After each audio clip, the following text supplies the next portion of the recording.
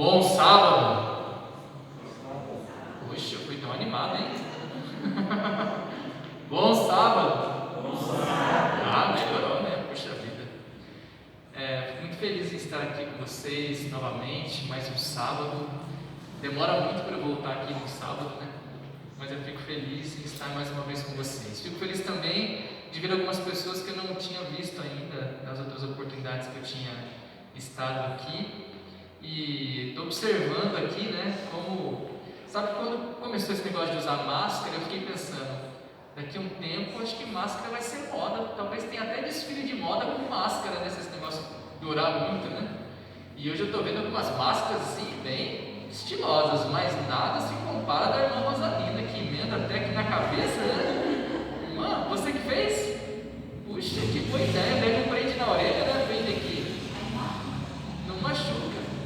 Excelente, irmão, pode ficar rico com isso aí. Muito feliz, irmãos, muito feliz mesmo em ver vocês aqui. Louvado seja Deus que nós estamos mais uma vez na igreja. Esse é um privilégio, nem todos podem vir, né? Então você que pode, você deve vir. E a gente fica muito feliz com a sua presença aqui. Hoje, meus amigos, quero tratar de um tema que está no Evangelho de Marcos, Marcos capítulo 12. Enquanto você vai abrindo a sua Bíblia em Marcos capítulo 12, eu quero já ir te dando uma boa notícia, uma notícia bem boa mesmo.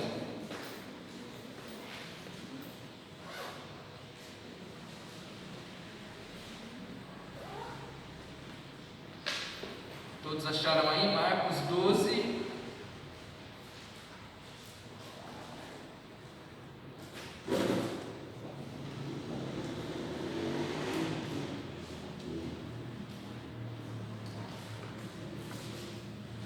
Acharam?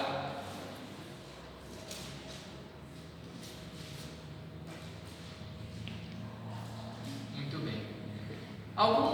Eu já disse algumas vezes para vocês, especialmente aqueles que são da comissão, do desejo que eu tenho, né, de que a gente se organize aqui como uma igreja, né?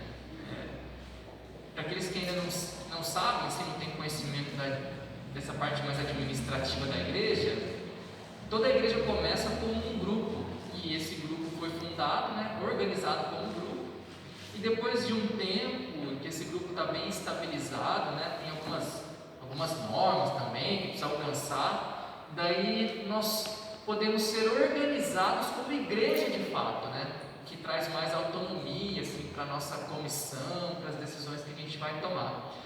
E quando eu cheguei aqui, eu falei, puxa vida, por que esse grupo ainda não é igreja, né? Um grupo tão organizado, funciona tão bem, tem líderes dedicados, tem um número bom de membros.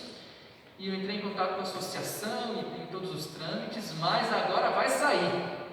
Então eu quero que você coloque na sua agenda que o dia 5 de setembro, se Deus quiser, né, não tenha nenhum fechamento mais, mas o dia 5 de setembro, irmãos, o pastor Chagas, que é o secretário da nossa associação, vai estar presente aqui e nós vamos fazer uma cerimônia para que o nosso grupo seja organizado como igreja. Amém?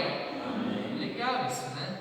Então você não pode perder essa data, tá bom? Dia 5 de setembro, você que nunca viu uma organização de igreja, como funciona, você precisa estar aqui. Na verdade, é importante que todos os membros estejam aqui, né? A gente não sabe se os idosos já vão poder estar, mas você precisa marcar essa data na sua agenda. Se você tinha uma viagem para a Europa, para a Disney, muda a data, porque dia 5 de setembro você tem que estar aqui. Combinado? Já achou aí o texto de Marcos? Nós já oramos, mas eu quero orar ainda mais uma vez, tá bom? E então nós vamos conversar um pouco sobre a palavra de Deus. Feche seus olhos, vamos orar novamente. Bondoso Deus, Pai do céu, nós estamos aqui, Pai, para estudar a sua palavra. E nós estamos orando mais uma vez, porque nós queremos muito, Pai, a presença do Seu Espírito Santo entre nós. Que ao estudarmos a sua palavra, assim como nós vimos há pouco na lição, esse conhecimento se torne a nossa vivência, se torne a nossa prática. Que a sua palavra mude quem a gente é para que a cada dia a gente se conforme mais com a sua vontade. É o que nós te pedimos em nome de Jesus. Amém. Muito bem, meus amigos, Marcos então, Marcos capítulo 12, a gente vai ler a partir do versinho 41, tá bom? Marcos 12, 41. Diz assim: assentado diante do gasofilácio, observava Jesus como o povo lançava ali o dinheiro. Ora, muitos ricos depositavam grandes quantias. Vindo, porém, uma viúva pobre, depositou 2 pequenas moedas, correspondentes a 1 quadrante. E chamando seus discípulos, disse-lhes: em verdade vos digo que esta viúva pobre depositou no gasofilácio mais do que o fizeram todos os ofertantes, porque todos eles ofertaram do que lhes sobrava. Ela, porém, da sua pobreza, deu tudo quanto possuía, todo o seu sustento. Muito bem, até aqui. Você é ligeiro, hein? Eu quero mostrar para vocês um pouco de como era o templo. Aqui o texto diz que Jesus estava assentado diante do gasofilácio. O que era o gasofilácio? O gasofilácio era o recipiente onde eram colocadas as ofertas, como se fosse isso aqui, né? Isso aqui embaixo, né?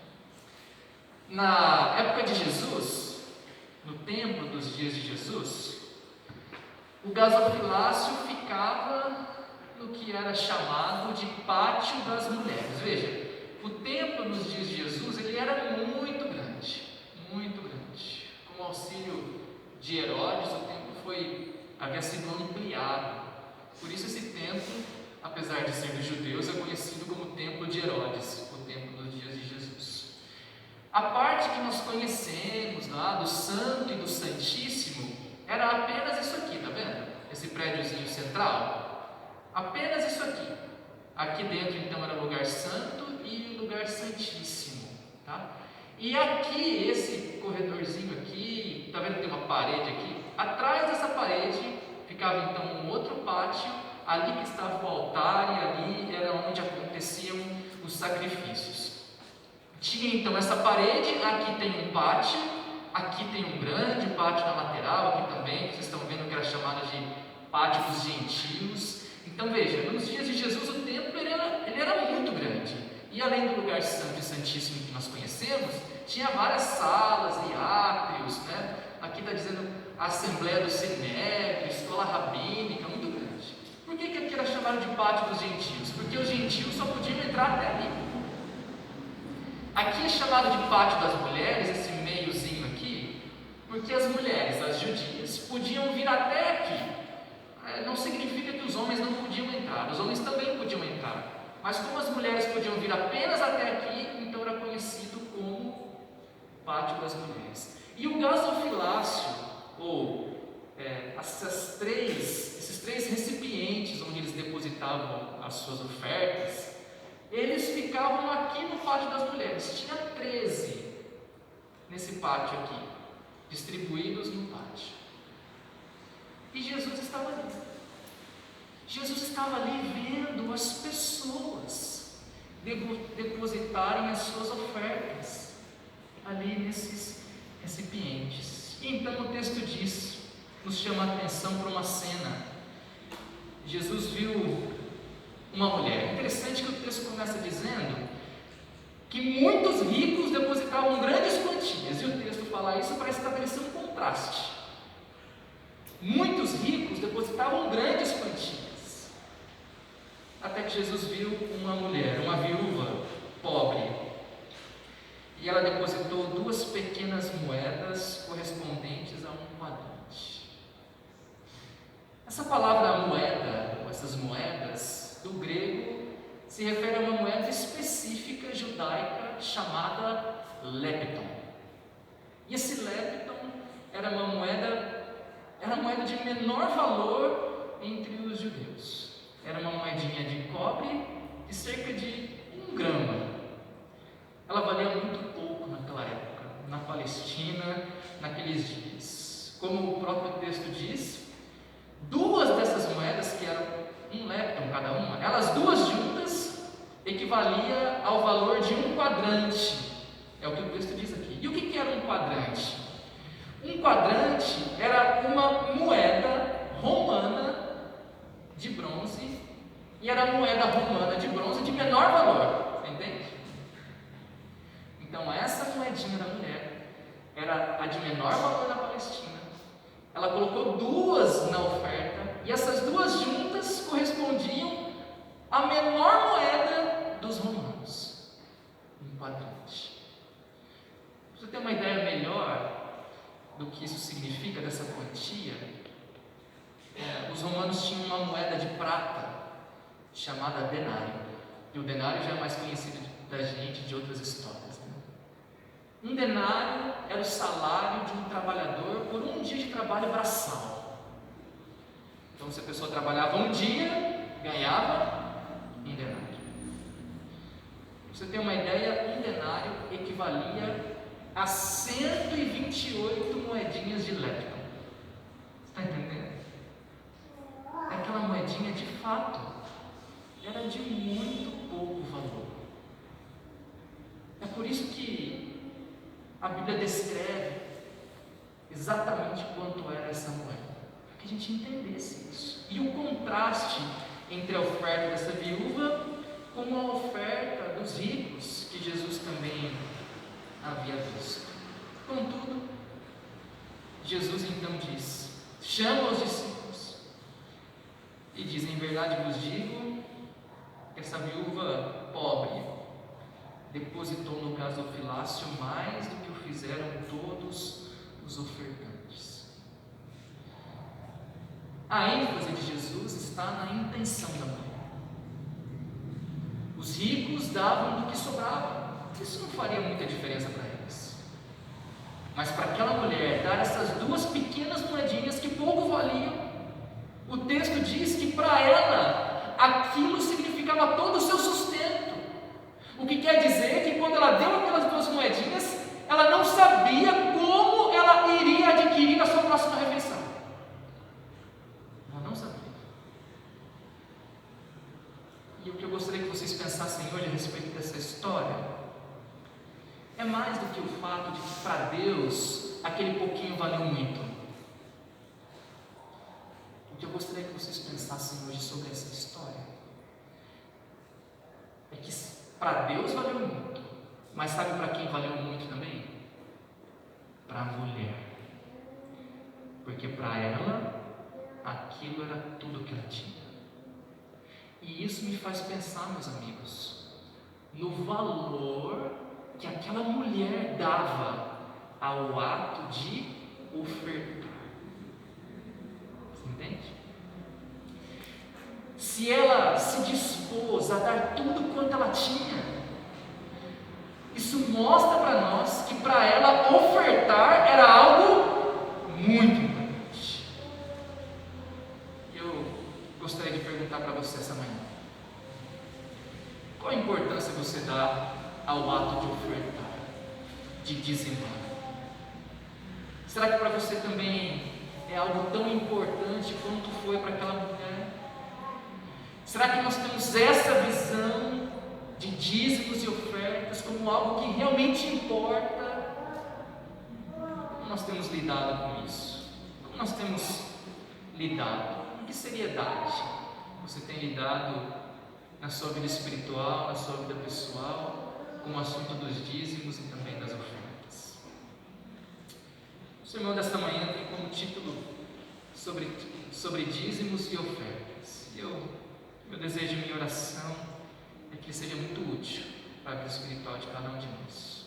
Abra sua Bíblia em outro texto agora, no livro de Gênesis capítulo 14.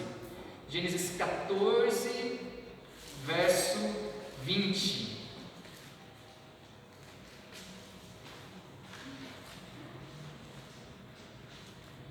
Gênesis 14, verso 20.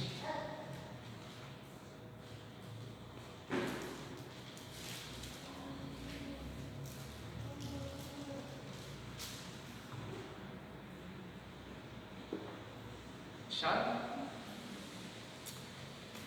De onde vem essa prática de dizimar e de ofertar? Gênesis 14, verso 20, diz assim: E bendito seja o Deus Altíssimo, que entregou os teus adversários nas tuas mãos, e de tudo lhe deu Abrão o dízimo. E de tudo lhe deu Abrão o dízimo. Essa é a primeira vez que aparece a palavra dízimo na Bíblia. E aparece em conexão com Abrão, que depois Deus mudaria o nome para Abraão. Ele está em conversa com Melquisedeque, rei de Salém, rei e sacerdote em Salém. E então diz que depois de uma batalha e de ter saído vitorioso, Abraão se encontra com ele e lhe dá o dízimo, lhe entrega o dízimo. Interessante que não existe aqui uma explicação. Aqui não explica por que Abraão dá o dízimo para Melquisedeque. Apenas diz que Melquisedeque era rei e sacerdote. E fala que Abraão fez isso, o que nos mostra que já nessa época o ato de dizimar era conhecido. Provavelmente Abraão não está fazendo isso aqui pela primeira vez, mas essa era uma prática e nós encontramos pela primeira vez aqui. Essa questão de dizimar vai ser mais sistematizada nos outros livros aqui do Pentateuco. Por exemplo, abra sua Bíblia em Levítico, capítulo 27. Quando nós chegamos no livro de Levítico, nós já encontramos o povo de Israel, depois que havia saído do cativeiro do Êxodo, e aqui Moisés então está traçando leis para o povo. Levítico capítulo 27, verso 30.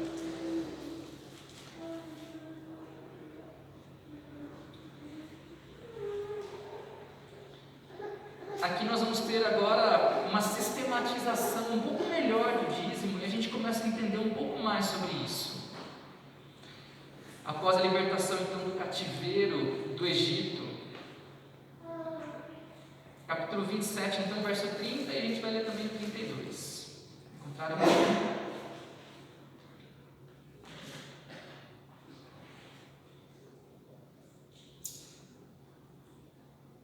Muito bem. Aqui diz assim, Levítico 27, 30 e 32. Também todas as dízimas da terra, tanto dos cereais do campo, como dos frutos das árvores, são do Senhor. Santas são ao Senhor. Versículo 32.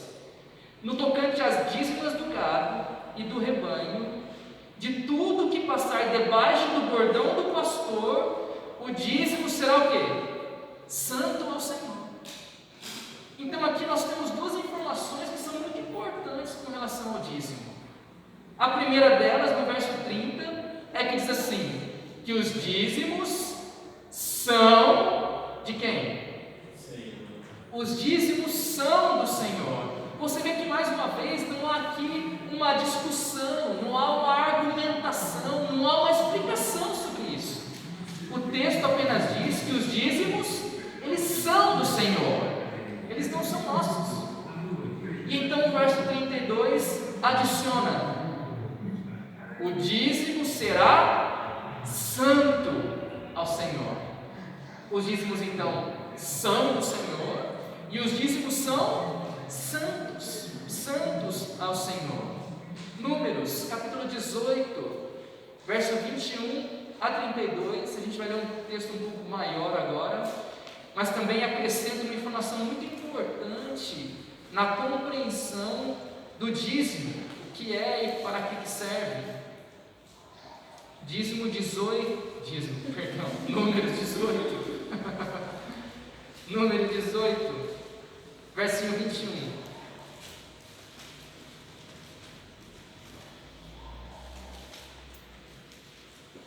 Números 18.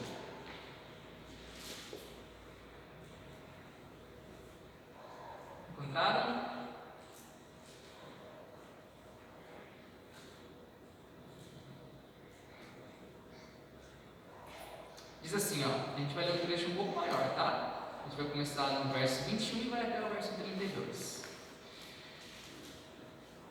Diz assim: aos filhos de Levi dei, presta atenção, aos filhos de Levi dei todos os dízimos em Israel por herança, pelo serviço que prestam, serviço da tenda da congregação. E nunca mais os filhos de Israel se chegaram à tenda da congregação, para que não levem sobre si pecado e morram. Mas os levitas farão o serviço da tenda da congregação e responderão por suas faltas. Estatuto perpétuo é este para todas as vossas gerações, e não terão eles nenhuma herança no meio dos filhos de Israel. Porque os dízimos, preste atenção, hein? Não terão eles nenhuma herança no meio dos filhos de Israel. Porque os dízimos dos filhos de Israel, que apresentam ao Senhor em oferta, dei-os por herança aos levitas. Portanto, eu lhes disse: no meio dos filhos de Israel, nenhuma herança tereis. Disse o Senhor a Moisés: também falarás aos levitas e lhes dirás: quando receberdes os dízimos da parte dos filhos de Israel, que vos dei por vossa herança, deles apresentareis uma oferta ao Senhor, o dízimo dos dízimos. Eles não estavam isentos também de dizimar. De todas as vossas dádivas apresentareis toda a oferta do Senhor, do melhor delas, a parte que lhe é sagrada. Portanto, lhes dirás: quando oferecerdes o melhor que há nos dízimos, o restante deles, como se fosse produto da eira, produto do lagar, se contará aos levitas. Comê-lo-eis em todo lugar, vós e vossa casa, porque é a vossa recompensa pelo vosso serviço onde? Na tenda da congregação. Você prestou atenção nesse texto? Porque é a vossa recompensa pelo vosso serviço na tenda da congregação, pelo que não levareis sobre vós o pecado, quando deles oferecerdes o melhor, e não profanareis as coisas sagradas dos filhos de Israel, para que não morrais. O texto de Números, então, adiciona uma nova informação. Nós já entendíamos até aqui, pelas passagens que nós lemos, que Abraão entregou ao sacerdote Melquisedeque os dízimos. Nós já entendemos também no texto passado que os dízimos são do Senhor, que eles são santos ao Senhor.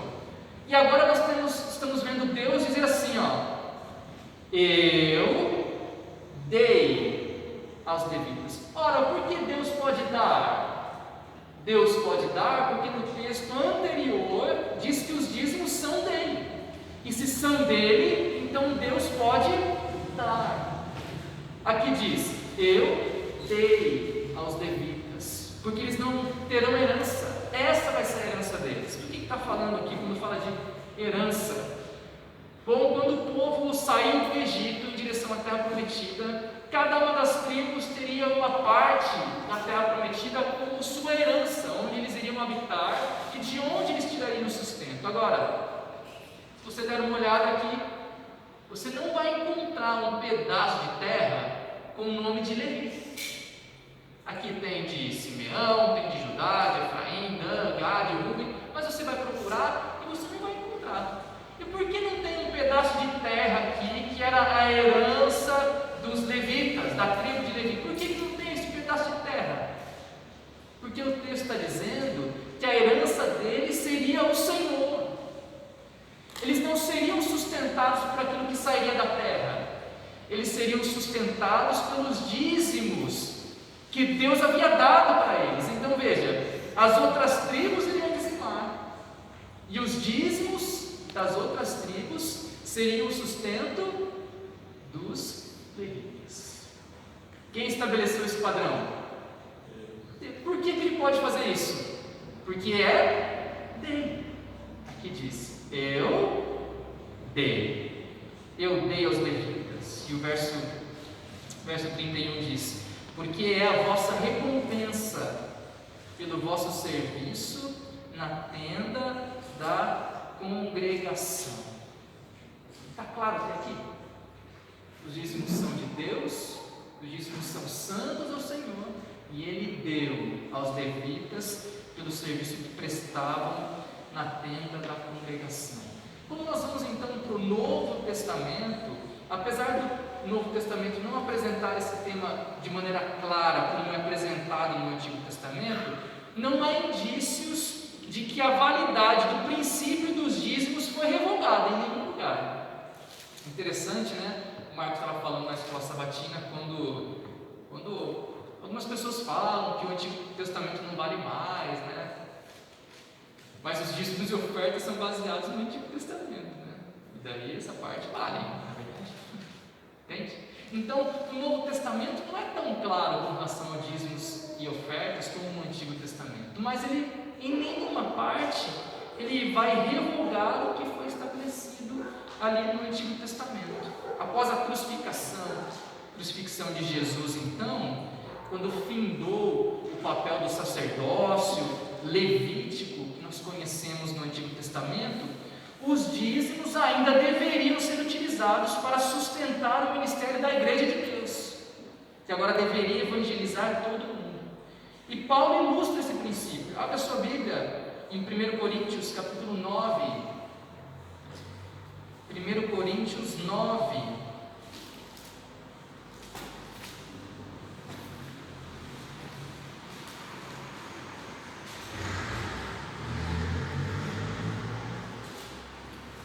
Coríntios 9, a gente vai ler a partir do versículo 11, tá bom? 1 Coríntios 9, 11.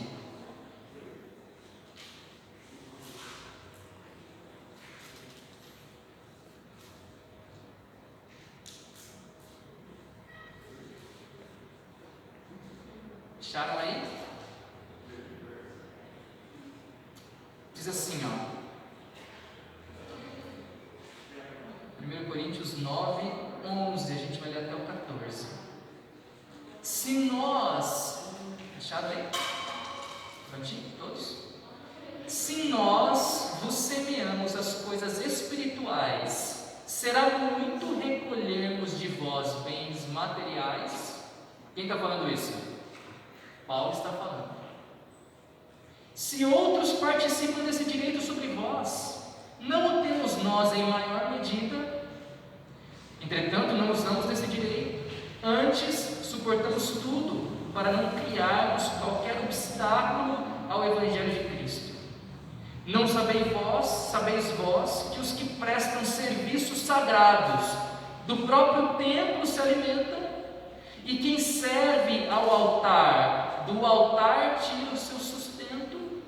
Assim ordenou também o Senhor aos que pregam o Evangelho, que vivam do Evangelho. Você vê? Então Paulo estabelece o paralelo aqui entre o serviço da pregação do Evangelho, que havia recém-iniciado após a morte de Jesus, com o que faziam ali os sacerdotes e os levitas, que trabalhavam no templo e tiravam do templo e das ofertas, dos sacrifícios, o seu sustento. Você vê? Paulo então vai mostrar para nós que essa conexão é o que manteria a pregação do Evangelho. Aqui ele diz: assim ordenou também o Senhor, os que pregam o Evangelho, que vivam do Evangelho. Esse é o plano de Deus então para o sustento da igreja. Interessante que Paulo, sobre si mesmo, ele vai dizer assim, ó: entretanto não usamos esse direito. Em outras cartas, Paulo, no livro de Atos também vai deixar claro que ele trabalhava, né? Como ele estava iniciando a igreja, evangelizando outros lugares, ele preferia trabalhar para não tirar dos irmãos o seu sustento. Mas ele mesmo diz aqui que aqueles que pregam o Evangelho poderiam viver então do Evangelho. O que nós aprendemos com isso então? Nós aprendemos, irmãos, estudando sobre o dízimo, que quando Deus fala sobre dízimo, Ele não apela à nossa gratidão ou à nossa generosidade. Quando a Bíblia trata de dízimo, Deus não está falando, não está apelando à nossa gratidão ou à nossa generosidade. Quando fala sobre dízimo, o texto bíblico diz: o dízimo é do Senhor, santo é o Senhor. Eu dei aos que eles façam uso pelo serviço que prestam à congregação. Isso quer dizer, irmãos, que dízimo é de Deus. E entregar, devolver os seus dízimos tem que ver com fidelidade. Entende? Dizimar é um ato de fidelidade. Deus pediu 10%, a 10ª parte, e nós lhe entregamos 10%, a 10ª parte. Porque a gente é muito bonzinho? Porque a gente é muito generoso? Porque o nosso coração é bom? Não. Isso é fidelidade. Deus pediu 10% e a gente entrega 10%. Aqui não há negociação. Aqui não há o que se discutir ou o que se apelar. Isso não é de Deus, isso é do Senhor. Bom, algumas dúvidas, né? Vamos falar sobre as dúvidas. E como funciona assim na nossa igreja? Como funciona na nossa igreja a distribuição dos dízimos?